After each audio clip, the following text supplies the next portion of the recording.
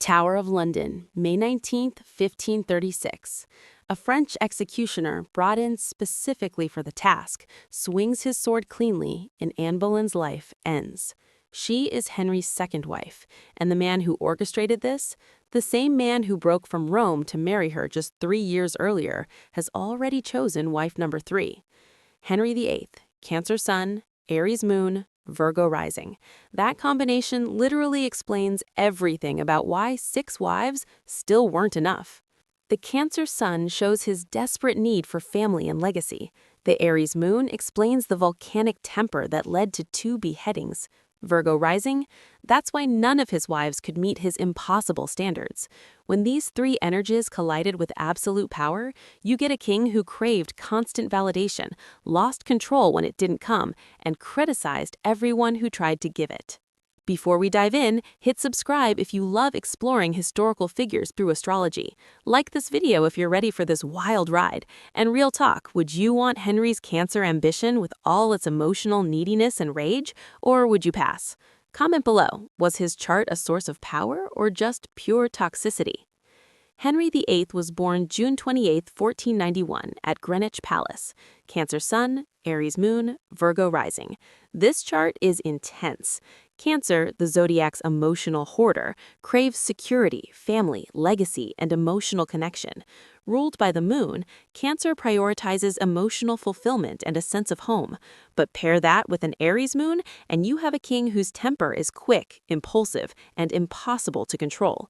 Add Virgo Rising, and you get perfectionism, control, and relentless criticism. Put it all together, and you get Henry, emotionally needy, explosively reactive, and impossibly demanding. This chart explains 6 marriages, 2 executions, and the entire English Reformation. Henry wasn't meant to be king. He was the second son. His older brother, Arthur, was the heir, while Henry was groomed for the church, perfectly in line with Cancer's nurturing tendencies. But Arthur died in 1502, when Henry was just 10, and the future of the Tudor line suddenly rested on him. For a Cancer child, the pressure to protect family legacy became everything. In 1509, Henry's father died. 18 years old, tall, athletic, 6'2", with the golden Renaissance prince looks. Virgo Rising gave him charm and refinement. Underneath, however, his Cancer intensity simmered, waiting to erupt. Just 11 days after ascending the throne, Henry married Catherine of Aragon, his brother's widow. Typical Cancer behavior. She represented stability, familiarity, and security. For 18 years, Henry was devoted to Catherine, loyal in that Cancer way. But the children were not surviving. 6 pregnancies between 1510 and 1518, dead sons, stillborns, only 1 surviving daughter, Mary. Daughters didn't count back then. England had never had a ruling queen. Henry's need for legacy combined with his Aries moon's impatience created an obsession. By the 1520s, he believed his marriage cursed. Leviticus, guilt, superstition, classic water sign behavior. Enter Anne Boleyn. Dark-haired, French-educated, she refuses to be his mistress.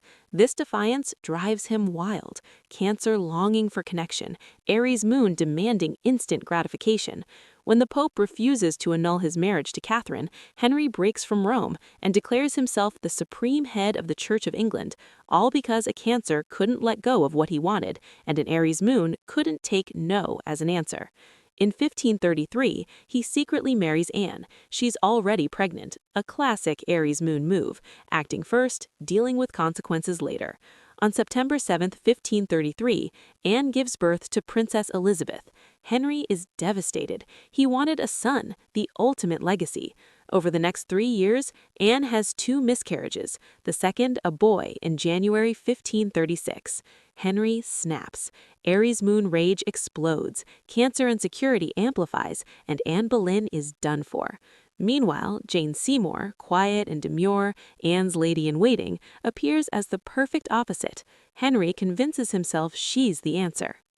So Henry doesn't just divorce Anne, he has her arrested in May 1536. The charges? Adultery with 5 men, including her own brother, and treason. Almost certainly false, but Henry doesn't care. The Aries moon doesn't care about truth when emotions are involved. May 19, 1536, Anne Boleyn's life ends at the hands of a French executioner. She's around 29 years old. Just 11 days later, Henry marries Jane Seymour, that Virgo rising at work, clinical, efficient, already moving on, optimizing like a strategist. No time for emotion, just the next step. Jane gives him what he's been desperate for. October 12, 1537, she delivers a son, Prince Edward, the future Edward VI. Henry is 46 and finally has his male heir, the Cancer Sun dream realized. But just 12 days later, Jane dies from childbirth complications. Henry is crushed. Of all 6 wives, she's the one he truly mourns. Decades later, he's buried next to her. That Cancer loyalty and attachment shining through. Jane fulfilled his deepest need, and in his mind, she remains perfect, frozen in time. Henry can't remain single. Political alliances demanded. In 1539, his chief minister, Thomas Cromwell, arranges a marriage with Anne of Cleves, a German princess, purely strategic for a Protestant alliance. January 1540, Anne arrives and Henry calls her a Flanders mare. Virgo rising perfectionism at full force. She doesn't look like her portrait, she fails his standards, and he can't even consummate the marriage. 6 months later, annulment. Anne, smart, accepts it without argument. She receives a generous settlement and survives as Henry's sister, outliving all his wives, which honestly was a smart move. That same day, Cromwell is executed for arranging the disaster of a marriage. Wife number 5 is Catherine Howard, 19 years old, Anne Boleyn's first cousin. Henry is 49, over 300 pounds, suffering from leg ulcers from the 1536 jousting accident. He calls her his rose without a thorn. Full Cancer neediness. He craves youth, validation, desire, and Catherine initially gives it. But she's reckless. She has prior lovers and is later involved with Thomas Culpeper. November 1541, Henry discovers the betrayal. Aries moon rage erupts. Instant. Absolute. Catherine and Culpeper are arrested. February 13, 1542, Catherine is executed on the same scaffold where Anne Boleyn died 6 years earlier. She's just 20 years old, eliminated for making a Cancer king feel rejected. Henry's 6th and final wife is Catherine Parr, married July 1543. She's 31, twice widowed, and a master at surviving Henry. She knows exactly what he needs: companionship, care, no triggers for his Aries moon. She's smart, careful, supportive, and survives him. By 1546, Henry is barely recognizable: 300 to 400 pounds, 54-inch waist, leg ulcers constantly cauterized, carried around in a chair and in constant agony. The Aries moon plus chronic pain makes him unpredictable and terrifying. Courtiers live in fear. He eliminates more people than any English monarch: advisors, nobles, 2 wives. Cancer shadow side, threatened, lashing out to protect self. January 28, 1547, Whitehall Palace. Henry VIII dies at 55, likely from renal and liver failure. His 9-year-old son, Edward, becomes king, followed later by Mary and Elizabeth. All 3 surviving children eventually rule. The Cancer obsession with legacy, in a twisted way, works. The Tudor line continues. Let's break down his chart again. Cancer Sun, Aries Moon, Virgo Rising. Cancer Sun, desperate for family and emotional security, obsessed with a male heir. Aries Moon, immediate, intense, volcanic reactions to any threat or disappointment. Virgo Rising, critical, perfectionistic, impossible standards. The combination traps him in a cycle. He idealizes a wife, Cancer energy, she fails or disappoints, Aries eruption, and he criticizes her constantly, Virgo sharp. 6 marriages, countless deaths, one pattern repeating relentlessly. Each marriage starts with hope and idealization, total Cancer energy, but inevitably ends in betrayal, rage, or death. Then reality sets in. Wives are human. They can't produce sons on command. They age. They have their own desires. And Henry's critical Virgo rising notices every flaw. The Aries moon grows impatient. The Cancer sun feels betrayed because they're not providing the security he craves. Catherine of Aragon, 18 years of loyalty, devotion, unwavering support. The moment she can't give him a son, all that Cancer loyalty flips into frustration and resentment. Anne Boleyn, 7 years of obsessive pursuit, 3 years of marriage, 2 daughters later, she's eliminated.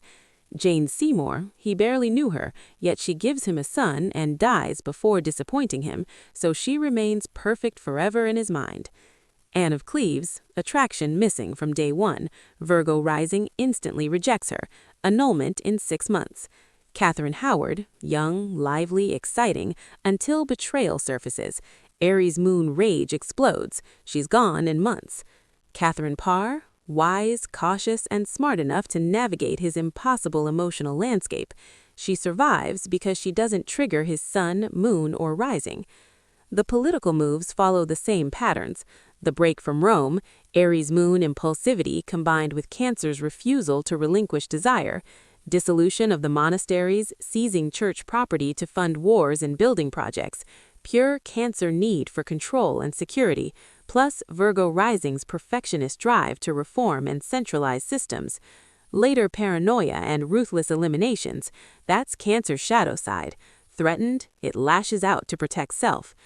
Combined with Aries moon's instant reaction and Virgo rising's sharp judgment, anyone perceived as disloyal or incompetent was removed. His physical transformation mirrors the chart's shadow expression.